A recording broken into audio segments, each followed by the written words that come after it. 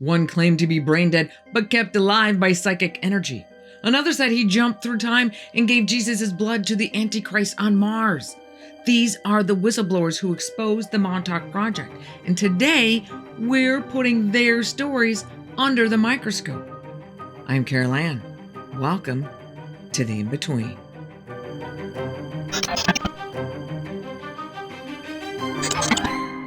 So I grew up in the uppermost middle of the U.S., in Minnesota, in the 70s and 80s. And I have to say that the first time I ever heard of Montauk, New York, was in the 1989 song by Billy Joel.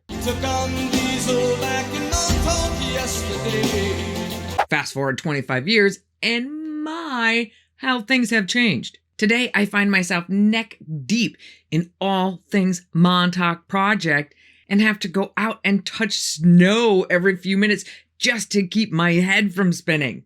This topic is so big that I have to tip my hat to those who have come before me with such great research to help all of us try to figure out what's really going on here. Now, I know I told you this last time, but I'm going to say it again because it's important.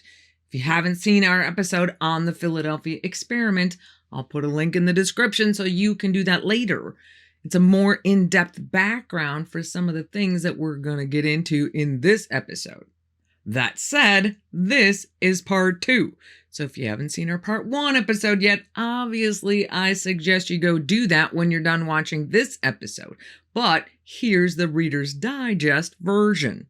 During the 1970s and early 80s, the government ran a deep Black Ops program codenamed the Phoenix Project, more commonly known as the Montauk Project, out of Montauk Air Force Base, also known as Camp Hero. Their research conducted experiments, initially revolving around mind control and psychic projection using a special psychic signal amplifying chair called the Montauk Chair. But as they went along, they discovered that they could time travel as well. The project's directors also created a system to kidnap stray and abandoned children who were brutally tortured and used either as psychic batteries or as fodder for the time travel experiments. The whole project came to a stunning climax on August 12, 1983, when a time tunnel connection was made to the Philadelphia time experiment that happened 40 years earlier to the day, creating potential time paradoxes involving crewmen on the ship who were also involved in the Phoenix Project. The project's main psychic powerhouse, Duncan Cameron, then created a monster to terrorize the base to distract the powers that be so he could literally crash the system and end the program. The whole reason we know anything about this today is because of 4 primary whistleblowers: Preston Nichols, one of the program's directors and electrical engineers; Duncan Cameron, the aforementioned lead psychic who could create time tunnels and materialize anything that he could visualize; Bielek, a crew member of the USS Eldridge, which is the ship involved in the Philadelphia experiment; and Stewart Swerdlow, who is one of the few kidnapped boys put through the horrific training regimen that actually survived.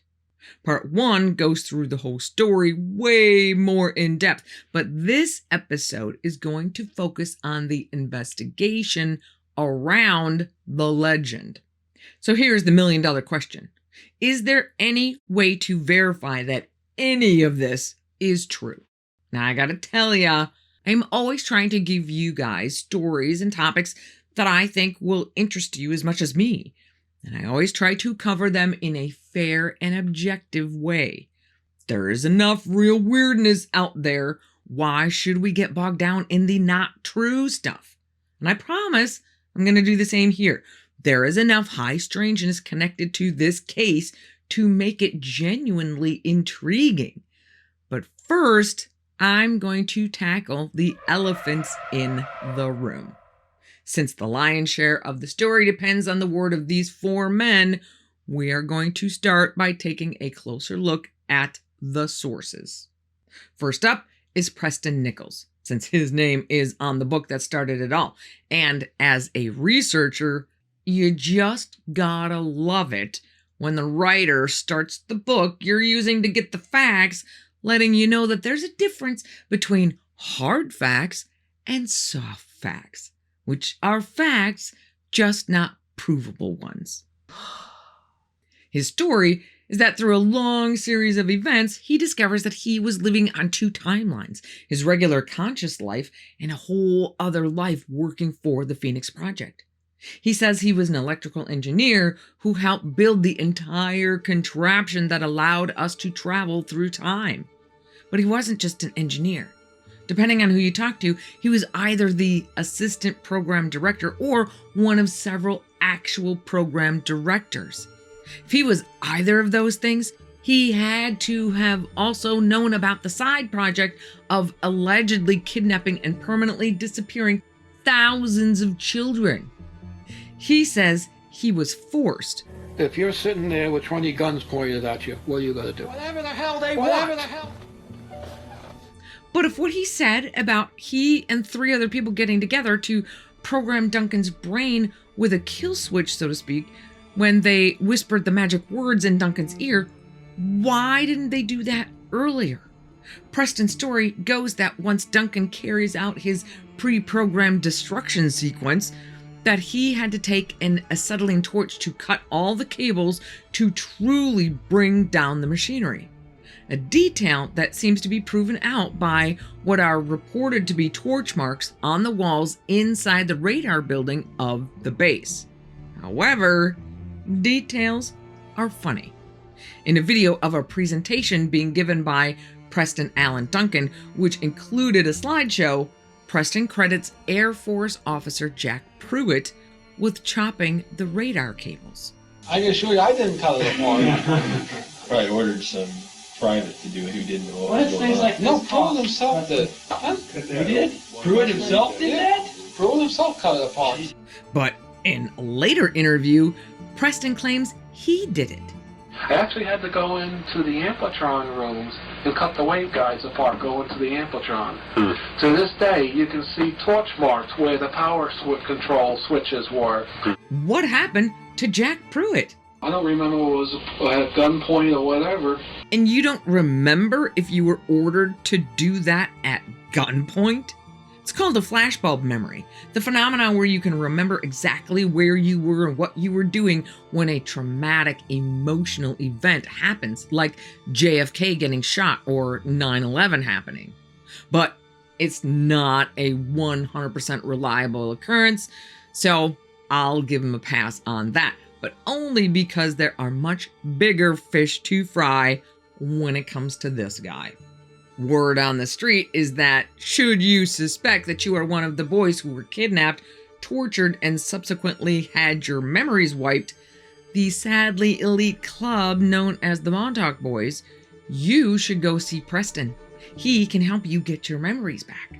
Except, it is reported by our Fantastic Four that after the boys' minds were fractured by the torture, the subsequent mind control programming was done while said subject was in, to put this as cleanly as I can, a state of physical happiness. Apparently, that state of happiness is part of the life force of the universe and makes the programming stick.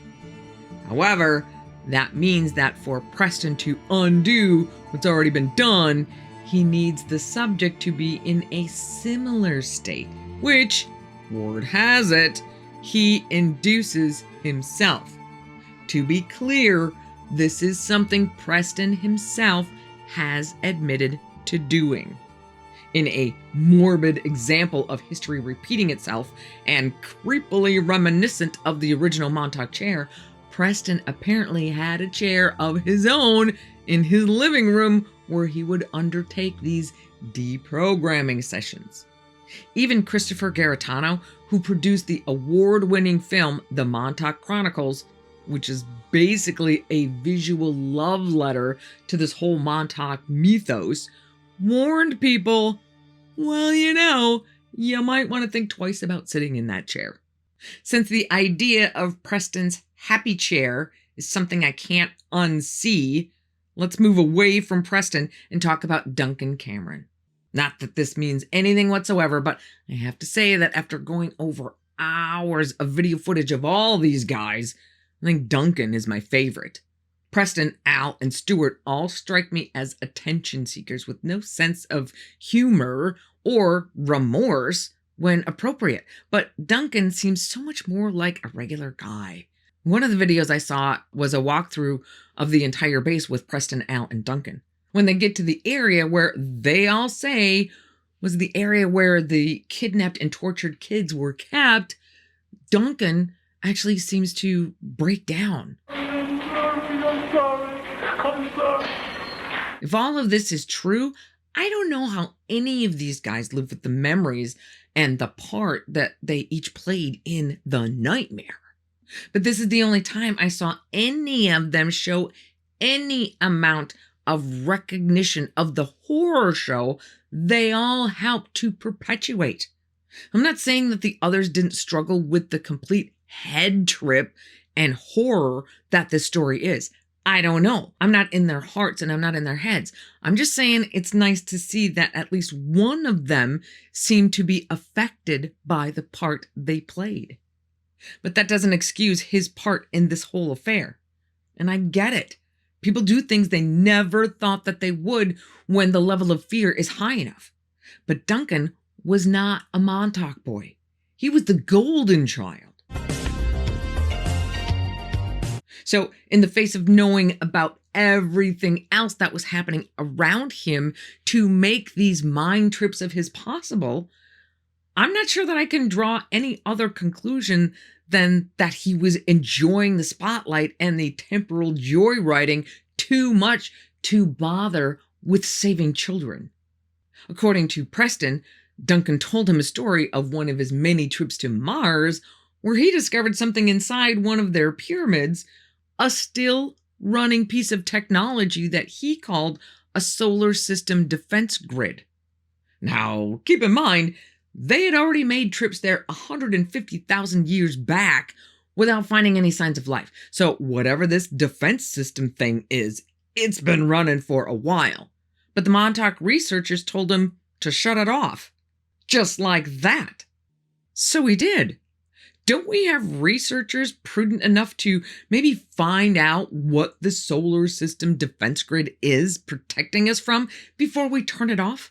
It's not like we're getting the electric bill. But I guess all of this tearing around the galaxy had some adverse consequences on Duncan's physical health. According to Preston, Duncan was actually brain dead because of all of the microwave energy he'd been exposed to over the years. At this point, we learned that the only reason Duncan is alive today is due to his strong psychic aptitude. The psychic part of his mind takes over the physical part of his mind and runs the body. His brainstem is alive, his spinal cord is alive, his body is alive, but his actual higher brain is dead. His psychic energy runs the body through the brainstem. That's a new one. Of course, all of this is assuming the time tripping is real at all. But that's the thing with this whole story. The accounts they all give are next to impossible to prove. So frustrating. If I could talk with him today, my one question to him would be, why didn't he destroy the project himself? Why did it take Preston and 3 other guys to program something in his head to force him to act on something that his own free will should have made him capable of doing? But let's leave that somewhat rhetorical question alone for now and move on to the third member of our fearsome foursome, Al Bielek. Preston, Duncan, and Al all say Al is Duncan's brother, Ed, and both of them were in the Navy and served on the USS Pennsylvania.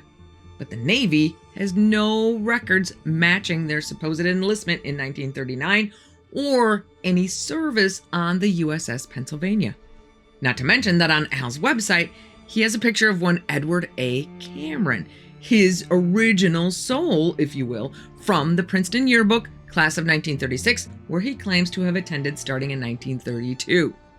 Except that's not Edward A. Cameron. The picture he shows is of an A Cameron that Princeton actually verified is an entirely different person.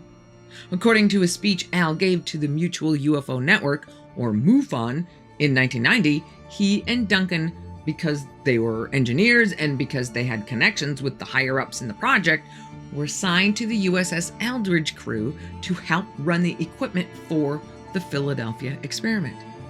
According to his speech, he says that there were actually 3 tests done on the Eldridge. The first was on July 20th, 1943, so like 3 weeks before the August 12th test, with a crew on board, including Al and Duncan, running the equipment below deck. They turn everything on, the ship disappears for about 15 to 20 minutes, they turn everything off, and realize everyone on deck is dizzy, nauseous, and disoriented. That is a problem. Then they have the famous, or infamous, August 12th test, which fuses crew members into the ship and causes Al and Duncan to jump overboard, landing them in the time tunnel to 1983. But Al told us already that the test didn't affect anyone below deck. If they're below deck running the equipment, how would they know that there's all this craziness going on deck that would make them want to jump ship? Not to mention that I think it's interesting that their first instinct is to abandon ship, not to stay and try to fix the problem or even help anyone. But Al goes on to say that they test the equipment again on October 28th without any crew this time, and the ship disappears again. This is the test that Al says the legends come from.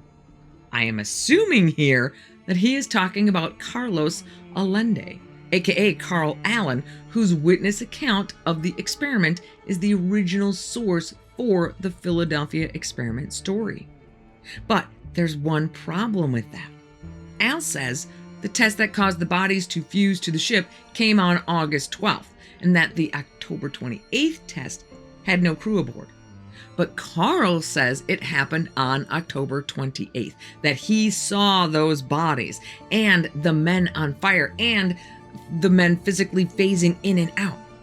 And Carl's story came out in 1955 from letters he wrote to Morris Jessup, author of the book The Case for the UFO. Now, if you ask any history researcher which sources are the best, they will tell you original sources every time. So why would we take Al's 1990 version over the original source material from 1955? That makes no sense. And remember, Morris Jessup is the guy who offed himself in 1959 in a very sus way, like literally on his way to a dinner date. But before he did, a whole year earlier in 1958, he gave all of his research notes to one Ivan T. Sanderson for safekeeping. Ivan, more famously known as a pioneer of cryptozoology, was fascinated by the story of the Philadelphia experiment and just happened to be buds with Al Bielek. So if Ivan and Al are buds and chat over beers like buds do, doesn't it seem likely that since the Philadelphia experiment was a passion of Ivan's, that the subject probably came up quite frequently?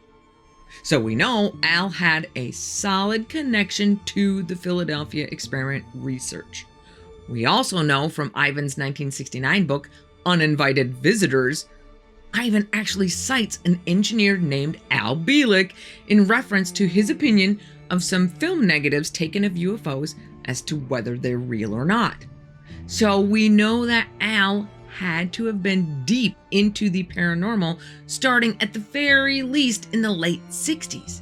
And we know that he met Preston Nichols and Duncan Cameron before 1988. But we're supposed to believe that watching the movie The Philadelphia Experiment in 1988 is what makes all of his memories just come flooding back, because that's exactly what his story is. But just like the other three, not all of his memories come back right away. They kind of unlock over time. Maybe he got some help from Preston. Ew. In one of these later memory dumps, Supposedly, he remembered that he was actually the program director for the psychics, or in charge of all of the mind control operations for the entire length of the program. Funny though, that during his lengthy speech he gave to MUFON, he didn't mention any of that part of his history. That part only came out somewhere around 1992, right when Preston's book came out. Also, on Al Bielek's own website, he posts what are presumably parts catalogs showing the Delta T antenna, which is what Preston said made his memories come flooding back while he was in the process of running the wiring to fire it up. But according to the 1993 walking tour video of the Camp Hero grounds by the whole gang, a Delta T antenna looks more like two pyramids with their bases together, as opposed to the two pyramids with their points together shown on Al's website.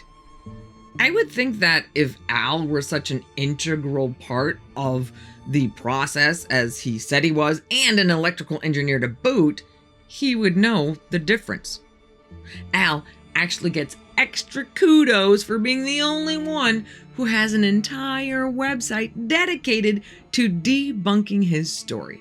That you can find either on the Wayback Machine, or you can read all of the same information on the website de173.com, which, by the way, is actually the best place to go to get information on the Philadelphia experiment.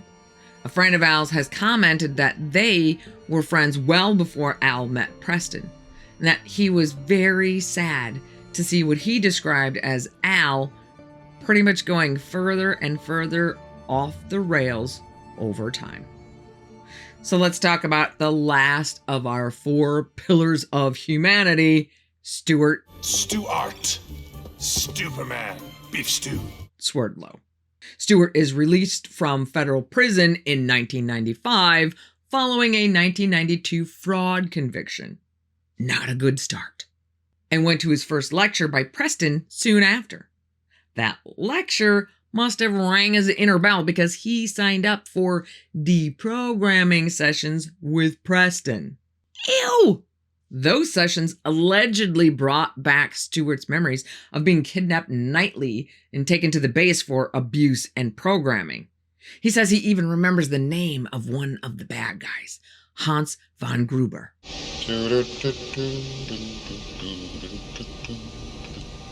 But apparently, Stewart was a prized pupil because eventually he became one of the programmers. And after graduating from the School of Inconceivably Hard Knocks, Stewart went on to broaden his horizons and get an education. He now has a doctorate in alternative healing and deprogramming, a doctorate in Templar studies, a doctorate in Jewish studies, and he's a doctor of divinity. Not to mention that he holds a medical license in indigenous medicine and a master's in education.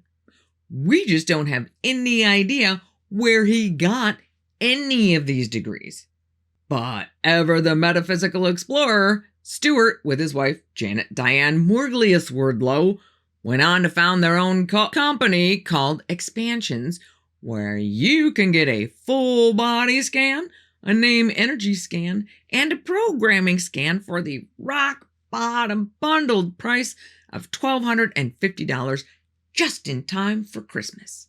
Or plunk down the measly sum of $3,500. That's a down payment on a Ford Focus. To get a personality scan.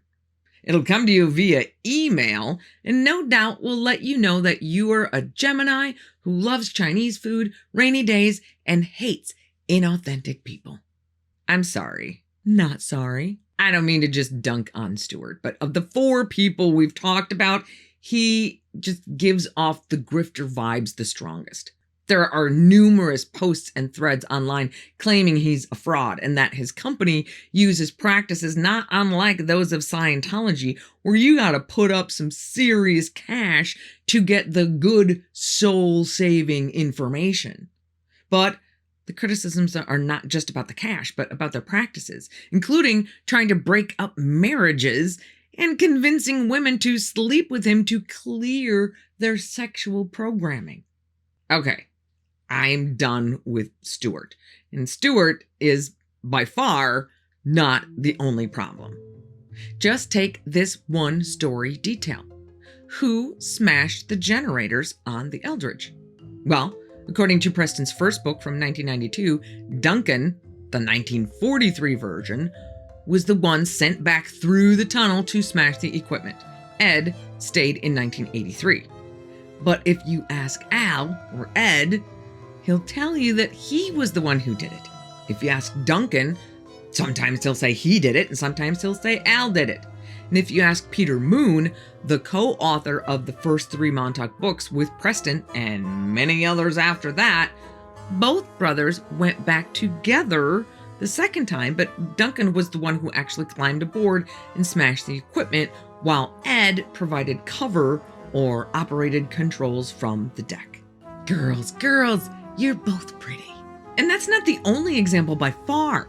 Let's talk about August 12th, 1983, when the code words to wreck the place are whispered in Duncan's ear. At first, Duncan said it was this voice that he heard in his right ear, like someone was standing right next to him, except no one else was in the room. Later on, it becomes Preston physically whispering it into Duncan's ear inside the chair room. Or when they talk about the time tunnel lock to 1943, Al claimed he, as Ed, in 1943 Duncan physically leapt from the Eldridge to Montauk's underground via the locked time tunnel and hung out for a bit before Al got pushed to 2137. But Preston's first book doesn't even mention Al. That's kind of a big deal. Or when they talk about the series of events that led to the final crashing of the system. Preston and Duncan say from the beginning that Duncan hears the whisper in his ear, he manifests the beast, and then smashes the equipment.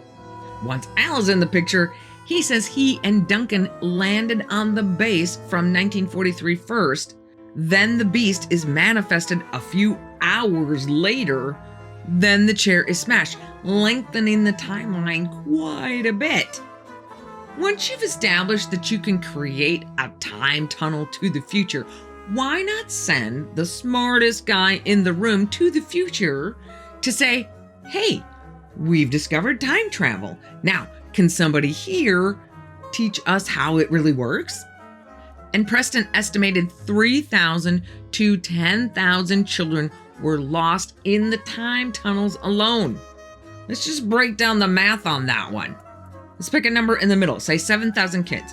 Over the roughly 10-year period of the program, that's 700 kids a year. Basically, 2 every day. Is that reasonable? But if anyone tried to nail down definitive answers, they would just fall back on their "your results may vary" standard non-answer.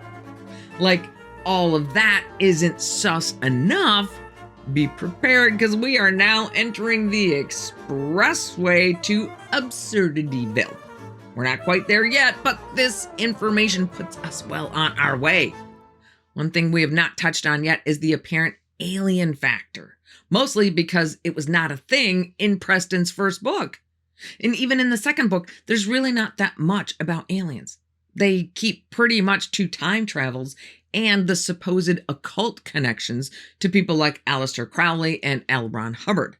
But after that second book comes out, the dam breaks and nothing seems to be off the table.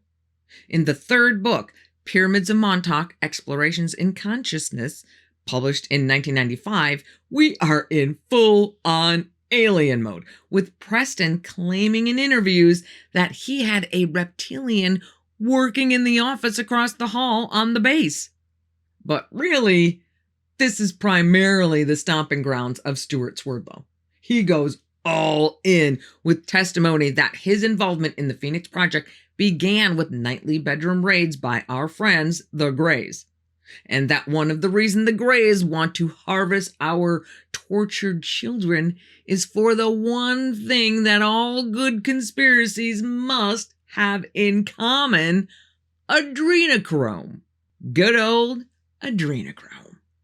As if harvesting adrenochrome isn't far enough out there for you, don't forget that 3 of the 4 of these guys claim to have started out in different bodies. Duncan and Al claim to be the soul transfers of Ed and Duncan Cameron, sailors on the Philadelphia experiment ship, the USS Eldridge, on its fateful time-tripping day.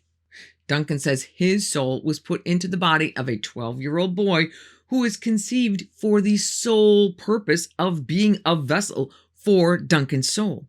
Well, what about that kid's soul? Is pushing him out of his own body for the collective good just collateral damage? And Al says his soul, or I guess it would be Ed Cameron's soul, was put into the body of the recently dead son of Mr. and Mrs. Bielek, who were then brainwashed to accept that their baby's resuscitation was just a miracle. But it's not like the dead child's soul had just left its body where Al or Ed could just slip right in, like before that 4-minute oxygen deprivation mark. Al says it was a matter of hours or a day or 2 at most that the original Alfred Bielek was dead. So basically, Al is claiming to have brought that dead body back to life. That is quite an accomplishment. Preston, on the other hand, merely claims that he is the reincarnation of a guy named Preston Wilson, whose family had the connection I mentioned before with Aleister Crowley and L. Ron Hubbard due to their shared roots in the occult. One thing I didn't mention in part 1, too many rabbit holes, is that the foursome also claim that both John von Neumann, a Hungarian-born mathematician who supposedly headed up the Philadelphia experiment, and Nikola Tesla both faked their deaths to be able to stay with the Phoenix Project. Von Neumann, who supposedly died in 1957, was born in 1903, so he could have worked on the Phoenix Project in the 70s. He would have been old, but 70 years is certainly within the realm of possibility. However, Tesla was born in 1856. If he faked his death in 1943 to be able to keep working on the Phoenix Project in secret, he would have been about 120 years old when Phoenix was in full swing. Not to mention that multiple biographies of Tesla's life talk about how frail he was by the fall of 1942, pretty much bedridden. He got hit by a taxi in 1937 in New York, and his injuries led to pneumonia, and he just never really recovered. His health just continued downhill until he died from coronary thrombosis on January 7th, 1943. Given that declining timeline, it's doubtful he was even well enough to have been working on the project up until March of 1942, when Preston's book says he quit the project. But here is the exact moment all 4 of these guys lost me. In the second book in the series, Montauk Revisited: Adventures in Synchronicity, published in 1994, one of the Montauk boys, named Stan Campbell, not his real name, is given a quest to go back 2,000 years, get a sample of Jesus' blood, and then take him out. But wait, it gets better. Not only does Stan travel back to 30-something AD and hang out with Jesus for upwards of a couple of months, but when the time comes to get Jesus' blood and then off him, Jesus says, "You can have some blood, no biggie, but you can't hurt me." Stan fills a vial with blood and then empties his revolver into Jesus. But like Jesus said, he doesn't die. At this point, the suggestion is floated that Stan has somehow assumed the identity of Judas and is the one who arranges for Jesus' death on the cross. But wait, it gets better. Stan is then sent through a portal to Mars, where he is told to give the vial of blood to Jesus. How did Jesus get to Mars? So he climbs up to the Martian surface, sees Jesus standing on a ridge, delivers the vial of blood to him, only to find out that it's not really Jesus, it's Duncan. But wait, it gets better. Stan runs away from Jesus/Duncan, returns through the portal to Montauk, and is told the reason that the Montauk guys want Jesus' blood is so that they can inject it into Duncan in such a way that his DNA would match the DNA on the Shroud of Turin, fooling the world into thinking that he is the second coming of Christ. But in actuality, Duncan has been trained all along to become the Antichrist. But joke's on them, because as soon as they inject Duncan with Jesus' blood, it actually has a cleansing effect on Duncan, like an exorcism, which is when he, Preston, and a couple of others make plans to sabotage the project. I did not make that up. That is actually in the book. Wow. Please hear me when I tell you that this does not mean that I do not believe that there are governments out there willing to kidnap children and experiment on them, or that there is life elsewhere in the universe. There almost certainly has to be. And it does not mean that I don't think alien abductions might be a thing. I don't know. I just know that sometimes I need to weigh the information provided against what I know of human behavior. As much as I hate to say it, these four guys don't fare well in that comparison. Al Bielek passed away in 2011, Preston Nichols in 2018, and Duncan Cameron in 2019. We can still talk to Stewart Swerdlow, but we will never again be able to question the three main characters of this story. But that does not mean that we are done here yet. The Montauk Project story does not rely 100% on these four guys. So let's start by looking at the base itself. Preston says it was decommissioned in 1969 because the use of satellite technology had made the SAGE radar obsolete. But everybody else says the SAGE was still in use with a crew of about 100 people until 1981 when it was decommissioned. Preston's walkthrough video of the base shows a number of places where the infrastructure had been recently updated, in some cases into the early 80s. If the base was decommissioned in 1969, that would certainly have been weird, but it would be regular maintenance if there were still people working there into the 80s. Most of that base was handed over to the state of New York in the mid-80s, designated as a toxic Superfund cleanup site and cleaned up in the 90s, and opened as a public park in 2002. All except the area called Radar Hill, which is where the big radar is. That is still patrolled pretty well. Should you try to get in or get even close, chances are you're going to be swarmed by law enforcement of some sort. Just like this encounter posted on Reddit by Disco Arachnid 516. Let's just call him Danny. Sometime around the mid-2000s, Danny and his then girlfriend, let's call her Sandy, lived not too far from the park, and Danny had gotten a book about it, so they decided to take a day and go explore the park. They drive in and find a fenced-off area with the usual no trespassing signs, but no one was around, so they decide, hey, let's go in and take a look around. Danny laces his fingers together to boost her up, and Sandy plants her foot in his hands and reaches for the fence. As soon as her hand hits the fence, 3 cops come out of nowhere. A state trooper and some random unmarked sedan. One of them pulls Sandy off the fence, starts reading them the riot act about it being a government facility, 10 years in jail, blah, blah, blah.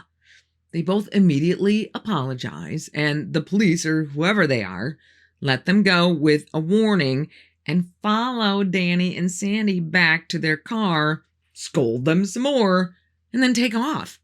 Not that exciting of a story, but it's just weird how fast they show up. Which really makes me wonder. If you want to guard the area and keep people out for their own safety, then do that. But why just keep it under surveillance and then crack down hard on anyone, usually just curious tourists, who get too close? It just seems odd. But that's just the start of the odd things that have happened and are happening around there. It's important to note that the rumors of weirdness did not start with Preston Nichols and his book. The son of a former airman whose family lived on that base is on video talking about the rumors of mind control experiments and time travel that were being whispered when he was a kid in 1978. One man who has spent decades collecting some of these strange stories and volumes of information about anything and everything related to the base and the Montauk Project is Brian Minnick. His book is over 600 pages of everything from local encounters of strangeness to detailed logs of his personal past expeditions exploring the base to historic military maps of Montauk Point. If you're all interested in anything related to the Montauk Project, I highly recommend buying his book. In the book, Brian, who is a Long Island native, tells numerous stories he's collected from local people. Listen to these fun tidbits. In 1993, an acquaintance of Brian's named PJ is with a friend in the World War II housing section of the base, nicknamed Downtown Camp Hero, which were some of those buildings disguised to be civilian buildings that we talked about earlier. The two women were just quietly standing there, kind of taking it all in, when PJ looks up to see two identical-looking young men just standing there, staring at them, arms at their sides, and totally blank faces. They're like blonde-haired, blue-eyed twins wearing plain white t-shirts and jeans. A little startled, PJ says, "Hello? You scared us." But neither of the two boys say anything. PJ turns to look at her friend and mouths the words, "What the hell?" Turns back, and the two men are gone. Neither of the women heard the boys walk out. PJ runs to the door, looks both directions, but the boys are gone. And this is when PJ stops visiting Camp Hero. On a completely different note, one guy named Mike, that Brian's been friends with since they were kids, and who apparently is a doppelganger for the character Mike in Stranger Things, told Brian a story about his experience with the strangeness of the Montauk area. Mike heads to a diner in Riverside, which is roughly 50 miles west of Montauk, and has pretty much always been the low side of town. He goes in, takes a seat, only to be shocked when he realizes the diner has been practically taken over by a psychotronics meeting. What are they doing here? And who is there holding court right in the middle? Preston Nichols. He's there with a group of about 15 other people with a bunch of tables all pulled together. Mike does a little eavesdropping, just curious about what they're talking about, when he notices two guys wearing suits and sunglasses walk in and take a table not far from the group. The men never take off their sunglasses. Doesn't take long before Mike is totally weirded out, wants nothing to do with whatever it is happening here. He leaves the diner, heads over to a nearby Pizza Hut, preferring the no-drama atmosphere. But he's only there for a few minutes when one of the same suit and glasses guys walks in the door to the Pizza Hut, acting as casual as someone in a suit and sunglasses can act, and takes a table, ignoring Mike like he's never seen him before. What's going on? Did the MIB twins separate at the diner so one could stay there and the other could follow Mike? Why would they want to follow Mike? Needless to say, Mike is completely weirded out. I don't know what Mike did, but I would have changed my order to a to-go meal. On another completely different note, Brian remembers a story that was actually in the newspaper Newsday, which is the largest and most well-known Long Island newspaper. Back around 1991, Newsday published an article that was a little different from their usual fare of politics and weather. It talked about a surfer and his girlfriend who were hanging out at an Atlantic Ocean beach around Montauk at the foot of the bluffs. The beach has a sewer pipe that comes out of the hill and presumably drains onto the beach. The couple sees something climb its way out of that pipe and onto the sand. It's a roughly 4-foot-long, slimy-looking lizard-like creature with only arms, no legs, and the lower half of its body looking more like a snake. We have no idea what happened to this creature, as the couple was smart enough to run away. But my favorite story is that of the South Haven UFO crash. This is actually a pretty big story that maybe we'll talk about at another time, but I'm just going to give you the condensed version right now. And keep in mind that this story follows another crash that had just happened in 1989. South Haven's pretty much right in the middle of Long Island, and on the night of November 24th, 1992, several witnesses report a cigar-shaped object that looked to be on fire crash into the county park. The area is quickly cordoned off, and the authorities say it's just a brush fire. But witnesses describe seeing helicopters, flatbed trucks, and personnel in hazmat suits removing debris or a large object under tarps. The Long Island UFO Network, led by a guy named John Ford, investigates the crash for like 6 months, and John starts making noise with accusations of a cover-up by local officials, who of course don't take kindly to the accusations. And wouldn't you know it, a couple of years of fighting back and forth later, John and 2 other members of the Long Island UFO Network are arrested and charged with conspiring the demise of 3 local officials with a plan to use radioactive radium that apparently John had around to calibrate his Geiger counter to poison their toothpaste. John was found incompetent to stand trial and is still in a psychiatric institution to this day. So, you tell me, did John let his passion for UFO investigation turn into an almost deadly obsession? Or did somebody just want him to be quiet? And there are still plenty of strange things happening on the base and unanswered questions. For example, even though the base has been mothballed for decades, many people, including Preston Nichols in his base walkthrough video, have reported that there is still humming sounds coming from under the ground. But if the tunnels are flooded, which all evidence shows they are, how can there be machinery still running? And even though officials deny that the network of tunnels is as extensive as some Montauk researchers claim they are, why are there so many entrances to get below ground? And why do electromagnetic field readers show spikes in various areas where there should be no sources for that EMF energy? And if nothing nefarious was going on Camp Hero grounds, why was there a house with rooms professionally painted to look like the interior of Further, the hippie LSD trippin' bus from the 60s? These rooms are not just spray painted with graffiti. Graffiti artists generally don't take the time to take off the outlet covers and tape the ceilings. Interestingly enough, this building has since been torn down. And the last question I have for now is about Junior. Junior is the nickname given to the Sasquatch-like beast allegedly created by Duncan Cameron out of thin air that terrorized and destroyed the base as a distraction so Duncan could physically crash the system. According to Preston and the gang, since every object Duncan had ever materialized had also dematerialized when there was no more energy being directed toward it, once Junior's job was complete and the psychic machines were destroyed, Junior should have faded away as well.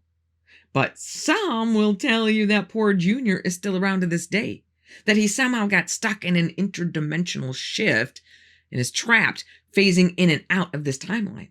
In fact, Preston mentions him a lot in his tour video, although I can never quite see what he's trying to point out.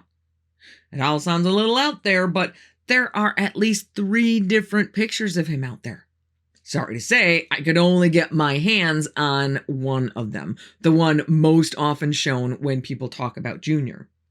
But what I didn't know is that in some encounter reports, Junior's description is more like that of a dog man than of a Sasquatch. I gotta say, I did not see that one coming. Okay, I know that I have just hit you with a fire hose of information. And we know, based on Brian Minnick's 600-page book that mainly covers the facts about the base and the area, without diving into the story as deeply as I did here, that this is just the tip of the iceberg. So, what do we do with this information? Do we believe the firsthand accounts of Preston, Al, Duncan, and Stewart as credible eyewitness testimony? After all, eyewitness testimony is admissible as evidence in our justice system because we recognize that people have to be believed in their accounting unless it can be proven that they're lying. But that's the tough part, isn't it? We have no way to prove anything that any of them have said. All of the inconsistencies and added storylines that flourished over the years were always explained away as additional recovered memories. Sounds a little more than convenient. On the other hand, there are others out there like James Rink, who passed away at the age of 45 not even a month ago, who was out there spreading the word by telling everybody about his experience with covert government programs built on brainwashing, trauma, and military abductions. But unlike our friend Stewart Swerdlow, James Rink founded Healing Soul Survivors, a tax-exempt 501c3 charity to spread awareness of trauma-based programming. Maybe I'm biased, but I think I trust this guy more than I trust good old Stewart. Of course, one obvious answer to all of this madness is that Preston, Duncan, Al, and Stewart were all pawns in a very sick game of government chess. We know mind manipulation happens. Maybe these guys are the ones who have been manipulated the most and used to run the real story off the rails so no one will dig any deeper because it all just sounds too crazy. Personally, I can't say that I really believe the ever-expanding fantastical tales told by the four principal characters we talked about today, but I do believe something happened on that base. And with the government's pretty horrific track record on human rights abuses, I wouldn't be too surprised to find out that it's still happening to this day. Special shout out to Brian Minnick for his help and gracious permission to use not only his information, but a small fraction of the videos and pictures he has collected. Go check out his YouTube channel, Montauk is Strange, and go buy his book, Montauk is Strange. If all of this talk about time, streams, and psychic energy has you juiced up for more, go ahead and click right here to watch the one that started it all, the Philadelphia Experiment. I know you'll get a charge out of it. Okay, that was really bad. Be careful out there, and I will see you here again on the In-Between.